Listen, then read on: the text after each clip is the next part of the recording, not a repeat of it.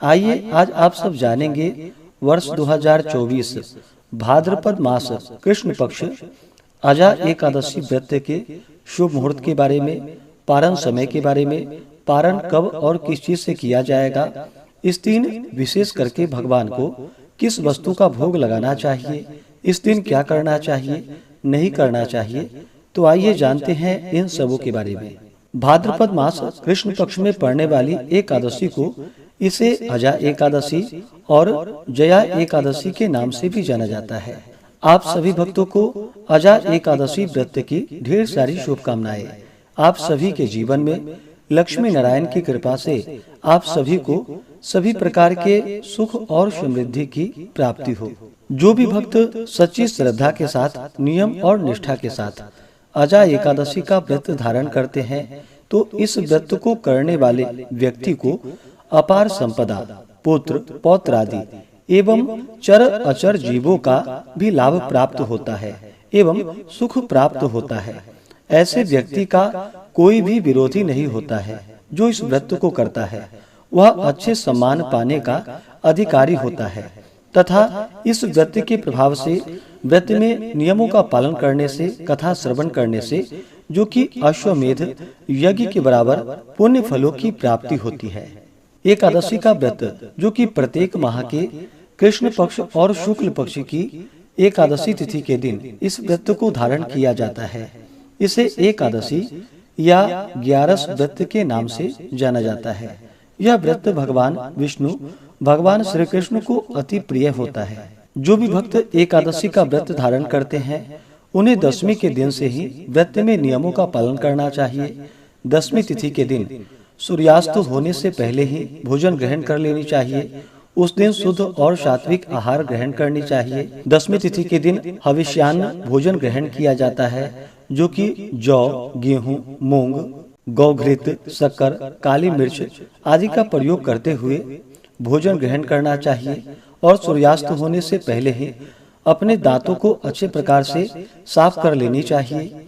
रात्रि में ब्रह्मचर्य का पालन करते हुए एकादशी व्रत का स्मरण करते हुए सोना चाहिए और एकादशी की सुबह ब्रह्म मुहूर्त में उठ करके नित्य क्रियाओं से निवृत्त होकर के गंगा नदी में या घर के नहाने के पानी में थोड़ा सा गंगा जल मिला करके स्नान करना चाहिए। शुद्ध वस्त्र धारण करना चाहिए। व्यक्ति को व्रत का संकल्प लेना चाहिए और भगवान विष्णु से प्रार्थना करनी चाहिए कि हे भगवान विष्णु, आज मैं अजा एकादशी का व्रत धारण करने जा रहा हूँ या करने जा रही हूँ। इस प्रकार से भगवान से प्रार्थना करें कि यह व्रत मेरा निर्विघ्न पूरा हो, हमें पुण्य फलों की प्राप्ति हो। आपके मन में जो भी इच्छा हो, जो भी कामना हो, वह भगवान विष्णु से कहें। और एकादशी तिथि के दिन जो कि दिन रात्रि उपवास रहते हुए व्रत को धारण करें। जो उपवास नहीं रह पाते हैं, जिनका स्वास्थ्य सही ना हो, तो आप एक समय फलाहार ग्रहण करें। फलाहार में जो कि केला, आम, अमरूद, बादाम, पिस्ता इत्यादि अमृत फलों का सेवन करें। प्रत्येक वस्तु भगवान को अर्पित करके भोग लगा के तुलसी दल छोड़ करके ही ग्रहण करनी चाहिए। इस दिन भगवान विष्णु का, माता लक्ष्मी का सुबह और शाम के वक्त पूरे विधि विधान के साथ पूजन करें, कथा श्रवण करें, भगवान की आरती करें। इस दौरान ओम नमो भगवते वासुदेवाय या श्री कृष्ण गोविंद हरे मुरारी आदि नाम मंत्रों का जप करें। एकादशी की रात्रि जहां तक हो सके जागरण करते हुए समय को व्यतीत करें और द्वादशी की सुबह उठ करके स्नान करके शुद्ध वस्त्र धारण करके भगवान का पूजन और आरती कर ले। इसके बाद ब्राह्मणों को भोजन करवाए, ब्राह्मणों को दान और दक्षिणा दे और फिर समय के अनुसार व्रत का पारण करना चाहिए। तो आइए जानते हैं भाद्रपद मास कृष्ण पक्ष अजा एकादशी व्रत के शुभ मुहूर्त पारण समय के बारे में। एकादशी तिथि प्रारंभ समय जो कि 28 अगस्त 2024 दिन बुधवार रात्रि 1:22 और एकादशी तिथि की जो समाप्ति है वह 29 अगस्त 2024 दिन गुरुवार रात्रि 1:40। तो हमें शुद्ध रूप से व्रत के लिए जो समय प्राप्त हो रहा है वह समय सभी भक्तजन 28 अगस्त को 10वें दिन के नियमों का पालन करेंगे। 29 अगस्त गुरुवार के दिन व्रत को धारण करेंगे और व्रत का पारण जो कि 30 अगस्त 2024 दिन शुक्रवार को किया जाएगा। एकादशी व्रत का पारण हरिवासर समाप्त होने के बाद करना चाहिए। हरिवासर का समय द्वादशी तिथि का पहला चौथाई हिस्सा हरिवासर का होता है। तो द्वादशी तिथि की जो समाप्ति है वह 30 अगस्त 2024 दिन शुक्रवार रात्रि 2:26 पे द्वादशी तिथि की समाप्ति है। तो इस व्रत का पारण सभी भक्तजन 30 अगस्त को करेंगे। 30 अगस्त को पारण का समय सुबह 7:49 से सुबह 8:40 तक व्रत का पारण किया जाएगा।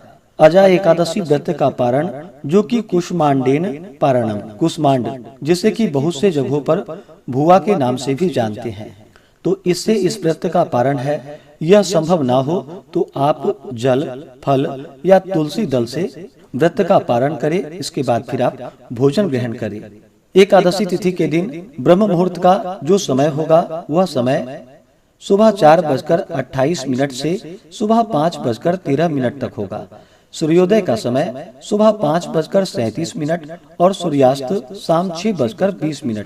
29 अगस्त को राहु काल का जो समय है वह समय दोपहर 1:34 से दोपहर 3:09 तक और 30 अगस्त को राहु काल का समय सुबह 10:30 से सुबह 11:58 तक है। राहु काल समय के दौरान कोई भी शुभ कार्य या नया कार्य नहीं करना चाहिए, इस बात का ध्यान रखिए। एकादशी तिथि के दिन योग जो कि सिद्धि योग होगा शाम 6:18 तक। उसके बाद व्यतिपात योग होगा।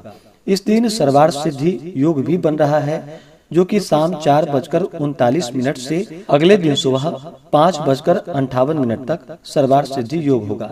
नक्षत्र जो कि आद्रा नक्षत्र शाम 4:39 तक। उसके बाद पुनर्वसु नक्षत्र। तो इस दिन भगवान का पूरे विधि विधान के साथ पूजन करना चाहिए। इस दिन भगवान विष्णु का जल से अभिषेक करे, पंचामृत से अभिषेक करे, शुद्ध गंगा जल से अभिषेक करे, भगवान को पीला वस्त्र अर्पित करे, यज्ञोपवीत चढ़ाएं। इसके बाद जल से आचमनी करवाएं, भगवान को पीला पुष्प अर्पित करे, तुलसी दल अर्पित करे, चंदन रोली अर्पित करे, खास करके पीले चंदन का प्रयोग करें। भगवान विष्णु को अक्षत नहीं चढ़ाया जाता है, इस बात का ध्यान रखिए। तो अक्षत की जगह भगवान को काले तिल अवश्य ही अर्पित करनी चाहिए। इसके बाद फिर धूप और दीप दिखाएं, अनेक प्रकार का नैवेद्य भगवान को अर्पित करें। अभी के मौसम में जो भी ऋतु फल मिल रहे हों उसका प्रयोग करें। दूध से बने हुए वस्तुओं का भगवान को भोग लगाए। इस दिन विशेष करके भगवान विष्णु को बादाम व छुहारे का अवश्य ही भोग लगाना चाहिए और इसे प्रसाद के रूप में ग्रहण भी करनी चाहिए। इससे अनंत फलों की प्राप्ति होती है। भगवान को नैवेद्य प्रसाद अर्पित करके उसके बाद जल से आचमनी करवाएं। मुख शुद्धि के लिए पान पत्र, सुपारी, लौंग, इलायची के साथ में अर्पित करें। द्रव्य दक्षिणा चढ़ाएं। इसी प्रकार से माता लक्ष्मी का भी साथ में पूजन करना चाहिए। माता लक्ष्मी का जल से अभिषेक करें, पंचामृत से अभिषेक करें, शुद्ध गंगा जल से अभिषेक करें। माता को लाल वस्त्र चढ़ाएं, श्रृंगार की वस्तुएं अर्पित करें, गंध पुष्प धूप दीप आदि से पूजन करके अनेक प्रकार के नैवेद्य आदि का भोग लगाएं। जल से आचमनी करवाएं। मुख शुद्धि के लिए पान पत्र, सुपारी, लौंग, इलायची के साथ में अर्पित करें। द्रव्य दक्षिणा चढ़ाएं। इसके बाद फिर एकादशी व्रत का कथा श्रवण करनी चाहिए, भगवान की आरती करनी चाहिए। इससे भगवान विष्णु अपने भक्तों के ऊपर अति प्रसन्न होते हैं, अपने भक्तों के सभी प्रकार के पाप और ताप को नष्ट कर देते हैं, सुख और समृद्धि का आशीर्वाद प्रदान करते हैं और अंत में भगवान विष्णु की कृपा से भगवान के धाम की प्राप्ति होती है। जो भी भक्तजन व्रत को धारण करते हैं, व्रत के दौरान कुछ बातों का ध्यान रखना चाहिए। इस दौरान शुद्ध और सात्विकता का पालन करना चाहिए, ब्रह्मचर्य का पालन करना चाहिए, तामसिक वस्तुओं का, नशीले पदार्थों का सेवन नहीं करना चाहिए, मांस, मदिरा, लहसुन, प्याज आदि का प्रयोग बिल्कुल भी नहीं करना चाहिए। एकादशी तिथि के दिन और 10वीं तिथि के दिन भी चावल ग्रहण नहीं करनी चाहिए। आप द्वादशी तिथि के दिन पारण करने के बाद चावल ग्रहण कर सकते हैं। व्यक्ति को व्रत के दौरान किसी के ऊपर क्रोध नहीं करनी चाहिए। अपने मन में किसी के प्रति ईर्ष्या या द्वेष का भाव नहीं लाना चाहिए। भगवान विष्णु के चरणों में अपना मन लगाना चाहिए। जहाँ तक हो सके व्रत के दौरान भगवान के नामों का स्मरण करते हुए भजन कीर्तन करते हुए समय को व्यतीत करनी चाहिए। इस दिन मिथ्या भाषण नहीं करनी चाहिए या किसी ऐसे व्यक्ति से बातचीत भी नहीं करनी चाहिए जो कि दूसरे की निंदा करते हों, अपशब्द कहते हों या चुगली आदि का कार्य करते हों। उनसे दूरी बना करके रखनी चाहिए और भगवान का पूरे विधि विधान के साथ पूजन, कथा श्रवण, आरती आदि करनी चाहिए। इससे भगवान विष्णु अपने भक्तों के ऊपर अति प्रसन्न होते हैं और अपना कृपा प्रदान करते हैं। तो आशा करता हूँ कि यह जानकारी आपको अच्छा लगा हो। ऐसे ही ज्ञानवर्धक जानकारियाँ प्राप्त करते रहने के लिए, व्रत पूजा के बारे में जानने के लिए, कथा को सुनने के लिए चैनल पे अगर आप पहली बार आए हैं तो चैनल को लाल बटन दबा करके सब्सक्राइब करें, साथ में बेल आइकन घंटी को दबाएं ताकि आने वाली वीडियो का नोटिफिकेशन आपको समय से मिलता रहे।